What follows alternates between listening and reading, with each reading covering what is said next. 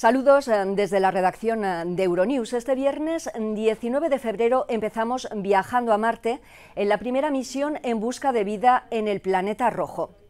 Les contamos cómo transcurrió la tercera noche de protestas y disturbios en Barcelona y otras ciudades españolas tras la detención e ingreso en prisión de un rapero condenado por enaltecimiento del terrorismo. Hablamos con un magistrado sobre la condena y también sobre los límites de la libertad de expresión en España. Les hablamos del pulso entre Washington y Teherán sobre el acuerdo nuclear. Respecto a la COVID-19, les contamos cómo la Sputnik V ha pasado de villana a heroína. Muchos países latinoamericanos ya han hecho sus pedidos. Paraguay ha recibido las primeras dosis de la vacuna rusa. Mientras tanto, Chile y Argentina han empezado a relajar las restricciones. Les contamos también cómo transcurrió la marcha antigubernamental en Ciudad de Guatemala, en la que se criticó la gestión de la pandemia.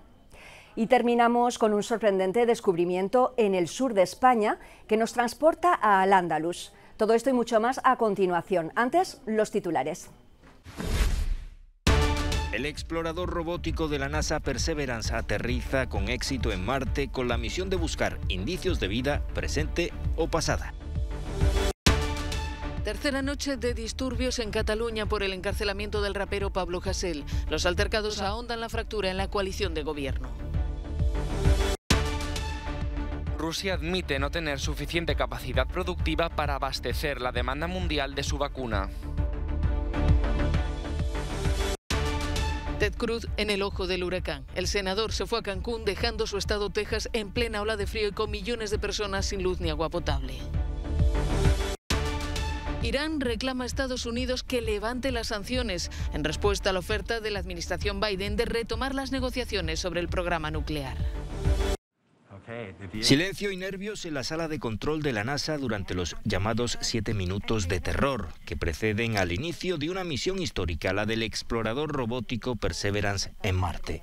Tras entrar en la atmósfera marciana a cerca de 20.000 kilómetros por hora, debía amartizar sin ayuda humana. Y lo logró. Como prueba, envió 2 imágenes a la Tierra, pero vendrán muchas más y de mejor calidad. Para una misión que durará años, Perseverance cuenta con 25 cámaras, 2 micrófonos y una sofisticada caja de herramientas para tomar muestras que tal vez revelen si alguna vez hubo vida en el planeta rojo. Jezero, el cráter en el que se posó tras recorrer en 7 meses de vuelo más de 470 millones de kilómetros, fue un lago hace casi 3.000 millones de años y podría ser rico en microorganismos fósiles. Tomar las muestras será difícil, es difícil perforar en Marte. Nos gustaría tomar 40. También necesitamos tomar las muestras correctas. Solo tenemos 40, así que no queremos cometer ningún error. Y para ello tenemos que ser muy específicos en qué queremos como muestra, en cuál es la muestra más adecuada para lograr nuestros objetivos de buscar vida en Marte. La Agencia Espacial Europea ha contribuido en el desarrollo de los instrumentos de la misión. Perseverance lleva consigo un pequeño helicóptero llamado Ingenuity que tiene programados 5 vuelos y un aparato que intentará transformar el dióxido de carbono marciano en oxígeno. La tecnología de esta misión servirá de base para futuras misiones tripuladas. Tan atentos como en la sala de control de la NASA han estado los alumnos de esta escuela de Jezero, un pueblo bosnio que se construyó sobre un antiguo lago y que dio nombre al cráter en el que Perseverance tal vez responda a la vieja pregunta de si estamos solos en el universo.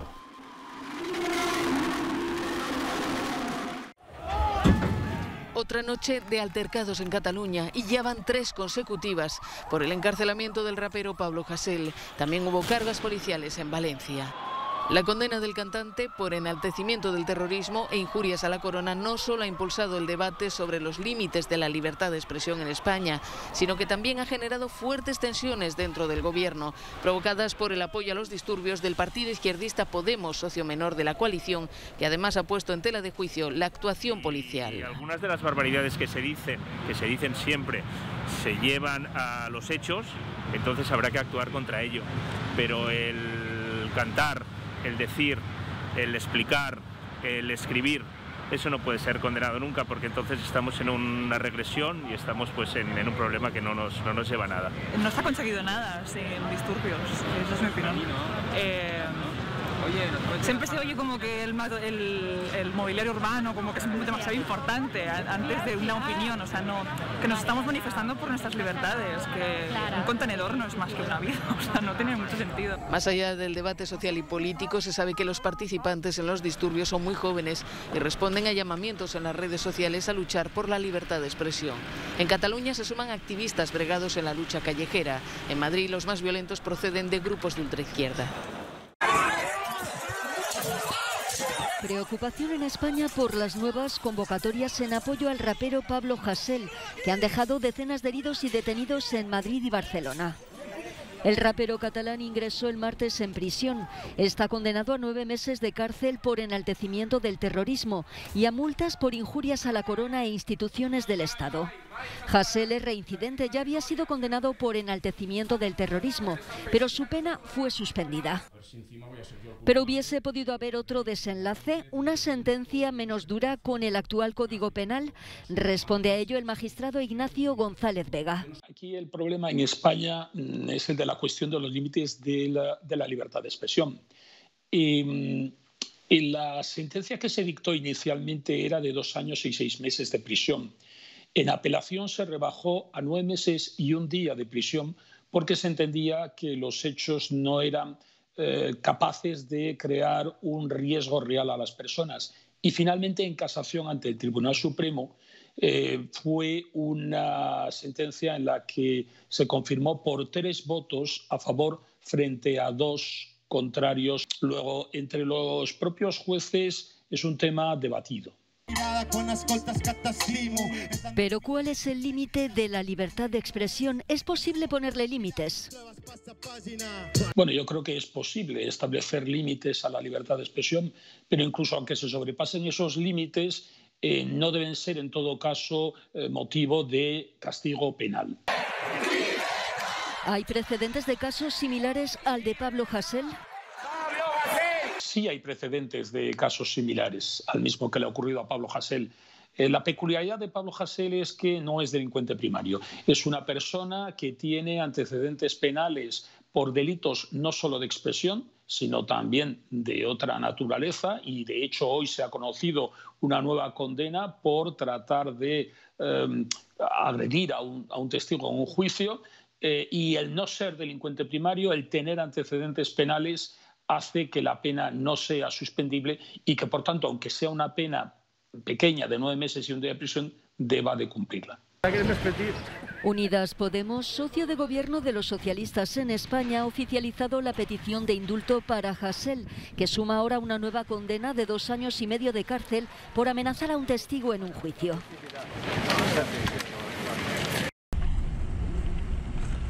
La vacuna rusa contra la COVID-19 Sputnik V, antes objeto de críticas y desconfianza, tiene una elevada demanda internacional inabordable para el país. Según el director del Fondo Ruso de Inversión Directa, Rusia ha firmado contratos con 15 farmacéuticas de 10 países distintos, con una capacidad productiva total de 1.400 millones de dosis a largo plazo. En Latinoamérica, Paraguay cuenta desde este jueves con sus primeras vacunas contra la COVID-19, una remesa de 4.000 unidades de la Sputnik V con las que se inmunizará a parte del personal sanitario. México recibirá los primeros cargamentos este fin de semana, mientras que Argentina ya cuenta con más de 1 millón de vacunas. Venezuela ya empezó este jueves a suministrar las primeras 100.000 unidades de los 10 millones que encargó. La Unión Europea, por su parte, no ha podido valorar la adquisición de la vacuna rusa porque ésta todavía no ha solicitado su aprobación a la Agencia Europea del Medicamento. La magia del cine ha vuelto a Santiago de Chile. Numerosas salas de la capital chilena han reabierto sus puertas al público, que está obligado a mantener estrictas medidas de seguridad sanitaria, portar mascarilla y dejar al menos un asiento vacío con respecto al espectador más cercano, si no es de su grupo familiar. Los amantes del séptimo arte no esconden su alegría. 11 meses encerrados respetando la cuarentena, 11 meses en que el cine no funcionó, y me parece también una bonita forma de apoyar, de ayudar a que los cines no quiebren, que es súper importante también poder generar mayores empleos, que no se pierda la posibilidad de trabajo de las personas que están en este cine. La mayoría de las entradas se compraron por internet, así como las palomitas y las bebidas que se recogían en el establecimiento. Esta reapertura solo atañe a las zonas que han entrado al menos en la fase 3 de las 4 que tiene el desconfinamiento. La reapertura también atañe a teatros y salas de espectáculos. Al otro lado de los Andes, en distintas zonas de Argentina, se han reabierto salas que llevaban 11 meses cerradas. Más de 2.000 escuelas de la ciudad de Buenos Aires dieron el miércoles la bienvenida a unos 370.000 alumnos. La primera tarea de la vuelta al cole fue aprenderse a pies juntillas un estricto protocolo sanitario. Lo que hacemos es limpiarnos los piecitos acá, porque está lleno de lavandina, ¿sí? Para que limpien la parte de los pies. Después sí, se pasan al toque y todo. Bueno, primero un aplauso para todos ustedes que llegaron. Entre los niños, nervios, alegría y mucha ilusión. Tengo tantas ganas de estar en la escuela y aprender. Y también estoy feliz de estar acá. Es mi primer día de clases también. La reapertura en algunos colegios ha sido parcial. La vuelta al cole a nivel nacional se hará de forma paulatina y se espera que el proceso se haya completado para mediados de marzo.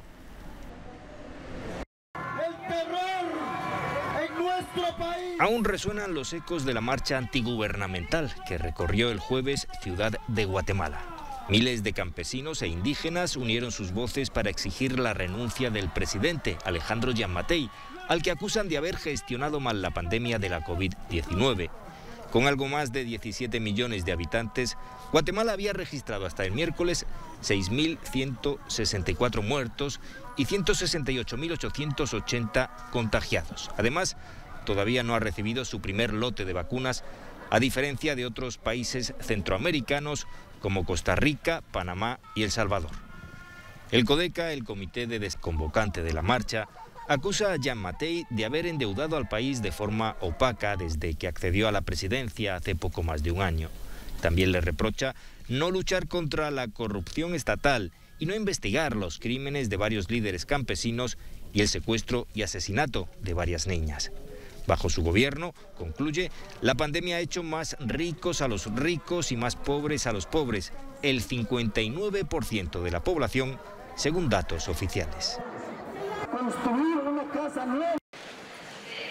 Texas no solo sufre los efectos devastadores de una ola de frío, sino también los de una tormenta política, con Ted Cruz en el epicentro.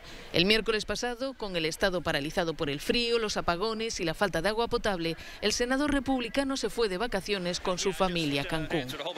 El escándalo ha obligado a Cruz a regresar a Texas de forma apresurada. El político ha explicado que se fue a México porque se lo pidieron sus hijas. Obviamente fue un error que no repetiría. Solo trataba de ser un padre. Cuando tienes dos niñas que han pasado frío y han estado sin calefacción ni electricidad durante 2 días y te dicen, oye, no tenemos colegio, ¿por qué no vamos? Salgamos de aquí. Creo que habría muchos padres que dirían, de acuerdo, si puedo, será genial. Las redes sociales arden contra el senador al que han puesto el mote de Flying Cruz. Cruz, el que huye. Los demócratas de Texas piden su dimisión. También hay críticas en las filas republicanas. Escuchamos al alcalde de Houston.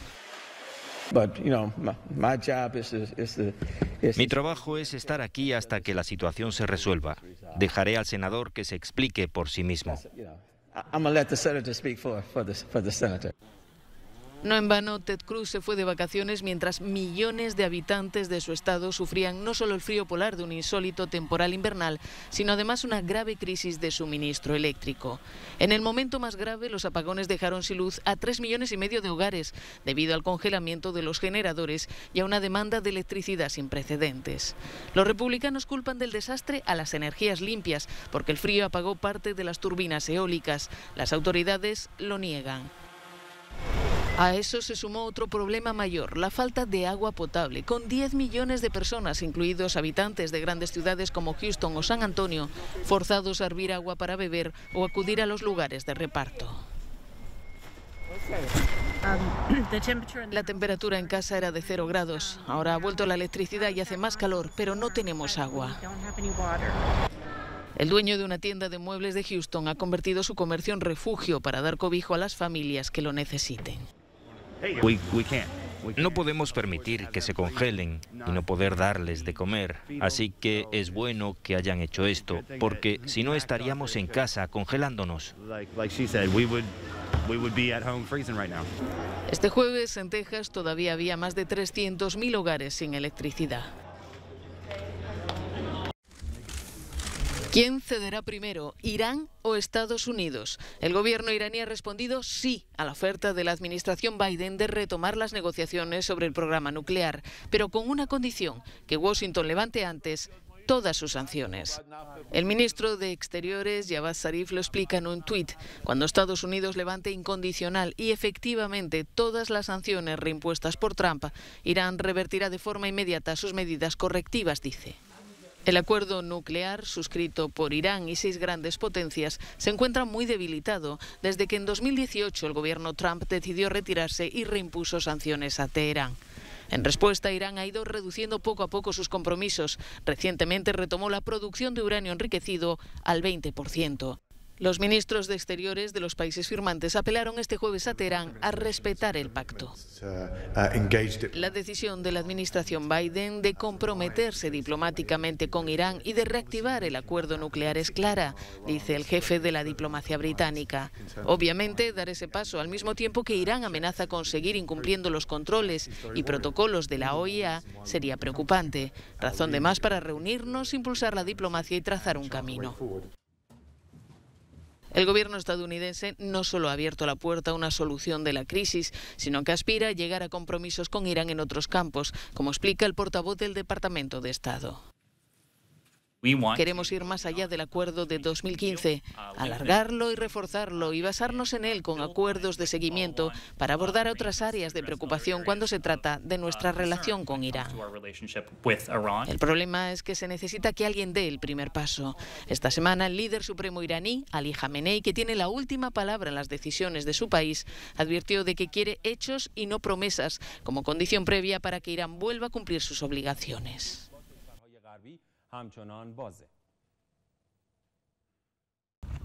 Joe Biden recibe una demanda formal para revertir la política de Trump sobre el Sáhara. 27 senadores estadounidenses, 13 republicanos y 14 demócratas han enviado una carta al nuevo presidente en la que le instan a renovar el compromiso de Estados Unidos con la búsqueda de un referéndum sobre la autodeterminación para el pueblo saharaui, revirtiendo así la que califican de abrupta y miope decisión de la anterior administración de reconocer a Marruecos la soberanía. Una decisión que critican ha socavado décadas de política estadounidense coherente y alienado a un número significativo de naciones africanas. Entre los firmantes están el republicano Jim Inhofe y el demócrata Patrick Leahy, que subrayan en su texto el deber de Estados Unidos con el pueblo saharaui, que merece el derecho a elegir libremente su propio destino. Los senadores recuerdan la histórica demanda de autodeterminación del territorio, antigua colonia española, y las resoluciones de Naciones Unidas en las que se instaba a la convocatoria de un referéndum que nunca ha llegado a celebrarse. El giro de timón definitivo se produjo el pasado 11 de diciembre, cuando Donald Trump firmó una proclamación en la que reconocía la soberanía marroquí sobre el Sáhara Occidental y consideraba que la propuesta marroquí de autonomía sobre el territorio era la única realista. Tras la del Senado, Mario Draghi obtiene la confianza de la Cámara de los Diputados italiana. Lo ha hecho con 535 votos a favor, 56 en contra y 5 abstenciones. El sí del Parlamento a la investidura de su gobierno se daba por descontado, ya que le apoyan todas las fuerzas políticas excepto la ultraderechista Hermanos de Italia. El nuevo primer ministro italiano, expresidente del Banco Central Europeo, tiene por objetivo reconstruir el país, duramente golpeado por la crisis sanitaria y económica. Por algo le llaman Super Mario, ya que fue quien salvó a la zona euro de la catástrofe.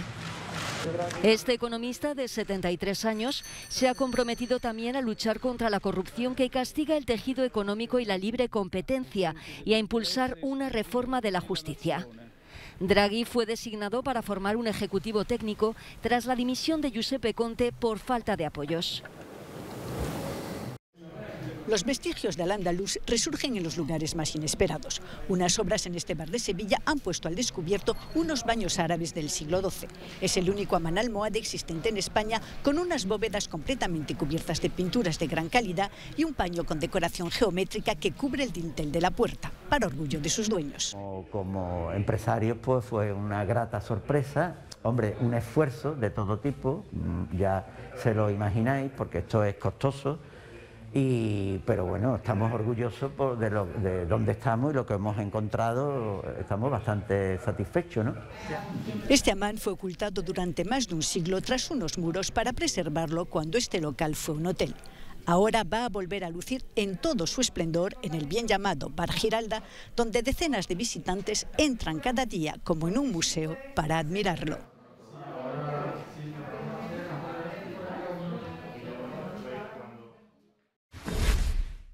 Hasta aquí esta edición de Euronews Hoy. Gracias por estar ahí. Les dejamos ahora con un breve resumen de algunas de las imágenes de esta semana.